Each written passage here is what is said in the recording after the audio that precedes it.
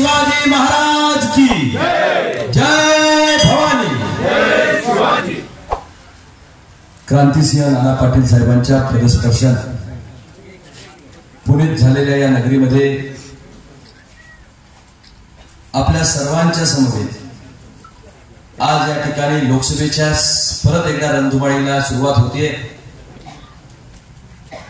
आणि भाऊ आपल्याला आठवतं की नाही मला माहित नाही, आपण माग वाळवे तालुक्यातील विधानसभा मतदारसंघातील लोकसभेचं रणशिंग फुकट असताना याच मातीतनं विजयी सलामी या ठिकाणी दिली आणि पहिल्यांदा इथं नारळ वाढवण्यात आला आणि तो यशस्वी झाला, कारण ही क्रांतीची भूमी आहे। काही लोक आरोप प्रत्यारोप नाव घेण्यामध्ये माफ करा कुणाच्या मध्ये वेळ घालत नाही, कारण मुद्दे असतात। ही क्रांतीची भूमी आहे।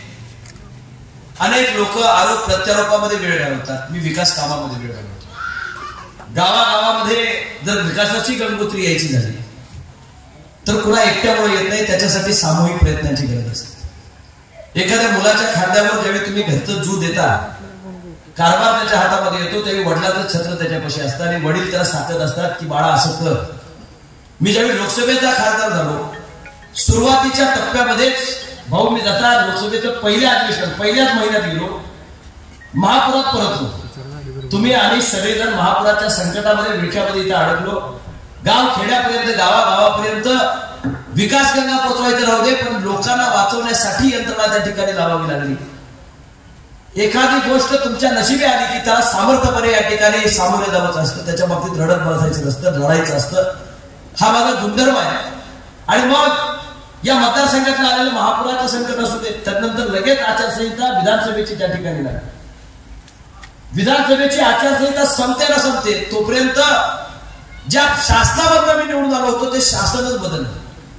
मी महायुतीचा उमेदवार म्हणून आपण सर्वांनी मला पसंती दिली। खाली धैर्यशील मानेला निवडून देत असताना वर नरेंद्र मोदी पंतप्रधान असावेत हा इच्छा असणारा हा संपूर्ण लोकसभा मतदारसंघ यांनी महायुतीचा उमेदवार म्हणून खासदार म्हणून मला काम करण्याची संधी दिली। त्याच काळामध्ये आमच्या असणाऱ्या नेतृत्वाने निर्णय घेतला की ज्यांच्या विरोधात आम्ही निवडून आलो होतो त्यांच्या बरोबर गळाभेट करण्याचा निर्णय त्या ठिकाणी आमच्या नेतृत्वाने घेतला। ज्यावेळी तुम्ही एखाद्या रेल्वेमध्ये बसता, तिकीट काढलेलं असतं आणि काढताना जर समजा तुम्ही मुंबईचं काढलं आणि त्यांनी निवडून नागपूरला गाडी लावली, चूक तिकीट काढणाऱ्याची आहे का रेल्वे चालवणाऱ्याची? रेल्वे चालवणारा ठरवतो कुठं जायचं का नुसतं तिकीट काढलं म्हणून आपण त्या दिशेने जाऊ शकतो। आमचा रूळच बदलला, मार्गच बदलला आणि दुसऱ्या बाजूला नेऊन आम्हाला त्या ठिकाणी लावण्यात आलं। आम्ही पॅसेंजर म्हणून काही करू शकत नव्हते। मग शेवटी आम्ही ड्रायव्हरच बदलायचा ठरवला आणि एकनाथ शिंदे नावाचा महाराष्ट्राचा मुख्यमंत्री केला की ज्यानं ही सूत्र हातामध्ये घेतली। सर्वसामान्य कुटुंबात जन्माला आलेले पोर, अगदी गरिबीतला मोठा हो, सामान्य माणसांचे अश्रू पुसत बाळासाहेब ठाकरे साहेबांच्या आशीर्वादानं खऱ्या अर्थाने एक नवीन युद्ध तयार झालं आणि त्यानं परत बाळासाहेबांचं स्वप्न साकार केलं। बाळासाहेब ठाकरे यांचं भाषण पुढे ऐकलं असेल तर ते एक भाषण फार गाजतंय।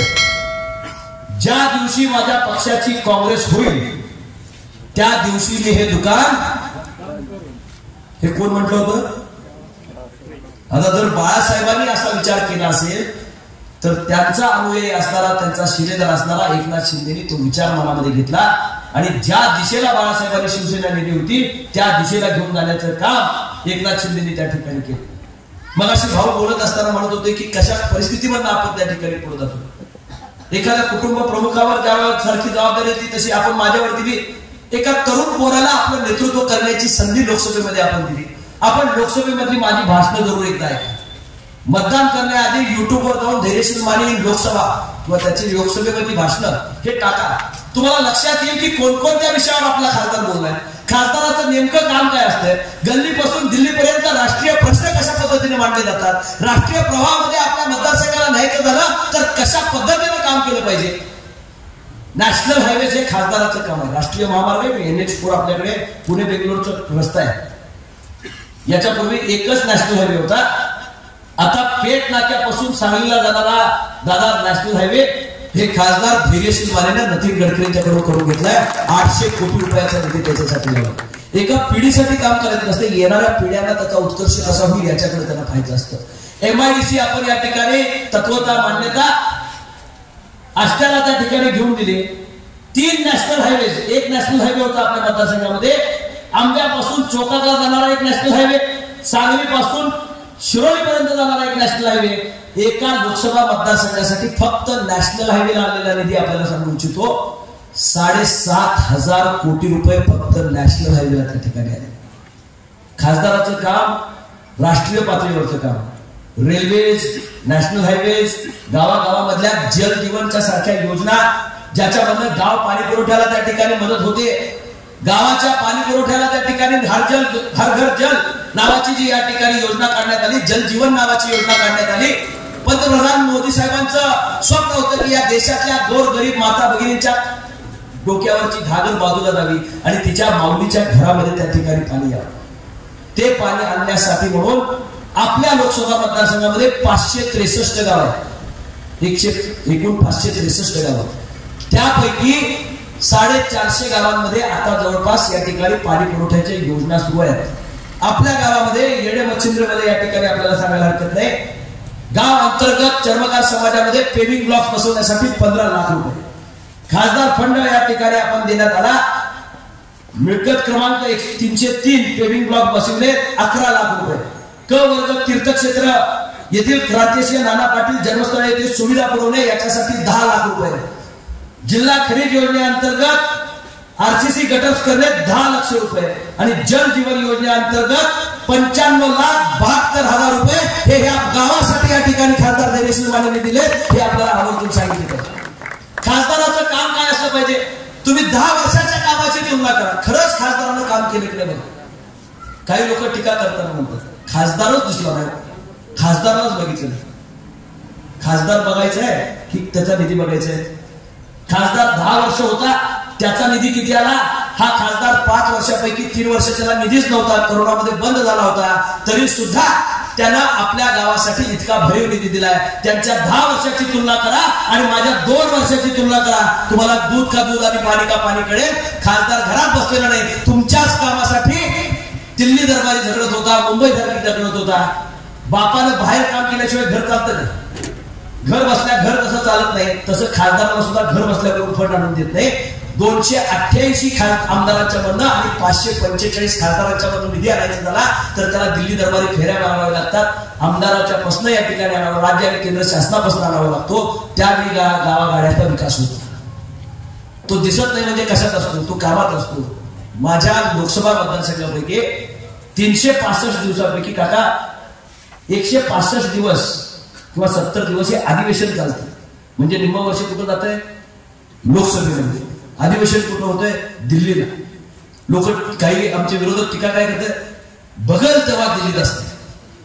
आता जर दिल्लीतच अधिवेशन होत असेल तर मी इथं ग्रामपंचायतीत बसून लोकसभा चालवायची आहे का? मला दिल्लीचाच कारभार करायला आपण निवडून दिलाय आणि देशाच्या साठी कायदे बनवायचे आहेत. लोकांनी हे समजून घेतलं पाहिजे की या देशाला कायदे देणारी संस्था म्हणजे खऱ्या अर्थानं संसद आहे. या देशाच्या संसदेमध्ये काम करणारा आपल्या गावचा सुपुत्र होता नानासाहेब पाटील साहेब. या ठिकाणी निवडून येताना बीड जिल्ह्यातनं निवडून आले आणि लोकसभेमध्ये काम केले. या भारतीय लोकशाहीमध्ये काम करणाऱ्या आपल्या गावाचा एक संसद सदस्य होऊन गेला. त्यांच्या पावलावर पाऊल टाकून धैर्यशील माने त्या पावलावर शिवी त्या ठिकाणी चालतोय. मी दुसरं काही काम करत नाही. विचारानं या ठिकाणी राजकारण केलं पाहिजे. टीका करणं फार सोपं आहे, एखाद्याला वाईट म्हणणं फार सोपं आहे. काम करणाऱ्यावरच टीका होते. ज्याला कामच केलं नाही. मी जर हे काम केलं नसतं तर तुम्ही काय म्हणता असता? मी रोज येऊन क्रांतिसिंहांच्या पायाला हात लावून रोज कोल्हापूरला जात असतो तर तुम्ही काय म्हणता? रोज येतोय पाया पडून जाते. काय सांगायचं? 5 वर्षात 1 रुपयाचं काम केलं नाही. आता जी मी कामं सांगितली ना ही खोटी असतील, त्या गावात झालेली नसतील तर तुम्ही माझे काम, मी त्याच दिवशी पहिल्या दिवशीच्या भाषणात त्यावेळी सांगितलं होतं, मी जर काही चुकलो तर क्रांतिसिंहाचा हात असा आहे आणि तो हात माझे कान धरण्यासाठी सक्षम आहे. मी मुद्दाम या ठिकाणी सांगेन, त्याला स्मरून डोळ्यासमोर ठेवून सांगेन, खासदार म्हणून निधी आणण्यामध्ये तुमचा खासदार कमी पडलेला नाही. या पुढच्या काळामध्ये 5 वर्षामध्ये तुम्हाला गावागावामध्ये खासदारही दिसेल आणि त्याचा निधीही दिसेल. याची खबरदारी खासदार धैर्यशील माने या ठिकाणी. मला गावागावामध्ये मी धड राखत आहे. मला बाहेर फिरायला काय अडचण आहे का? निव्वळ आरोप करत असताना काही परिस्थिती निर्माण होते. त्या परिस्थितीमुळे काही बंधने निर्माण होतात. रेसला सोडायचं आणि पायात बेड्या बांधायच्या. त्याची जशी अवस्था होते. सांगा आमच्याकडे राष्ट्रवादीवर गेल्यामुळे मला फिरायला बदली होती तालुक्यात. सांगा ना. भाऊ म्हणतात ते या ठिकाणी काही प्रमाणात वास्तव आहे, ते आपण समजून घेतलं पाहिजे. मी निश्चितच या ठिकाणी सांगेन की काम करत असताना सगळ्यांनी एकत्र मिळून काम केलं पाहिजे आणि गावागाड्याला या ठिकाणी विकासाला चालना दिली पाहिजे.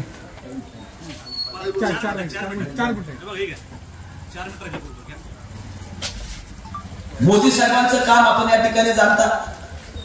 देशाला कणखर नेतृत्व पाहिजे या ठिकाणी आपण मानता. 400 पार जाण्याचं या ठिकाणी ध्येय महायुतीच्या सर्व लोकांनी या ठिकाणी ठेवलेलं आहे. तुमच्यापैकी मला सांगा किती लोकांना वाटतंय की केंद्रामध्ये मोदीच परत पंतप्रधान होणार आहे? जर खरंच माझ्या मनापासून वाटतंय तरी एखाद्या हाती. जर इथं बसलेल्या प्रत्येकाला वाटत असेल की मोदीच पंतप्रधान होणार आहे, तर इथला खासदार उलट्या बाजूचा होऊन या मतदारसंघाचा विकास होईल का? जर सत्ता मोदींची 100% येणार आहे आपल्याला खात्री असेल आणि आम्ही चुकीच्या विचाराचा माणूस तिथे नेऊन बसवला, तर त्या माणसाकडनं हे जी गावात कामं मी वाचतोय, आज मी रिकाम्या हाताने गावात कुठल्याच गेलो नाही, याचं समाधान मला आहे.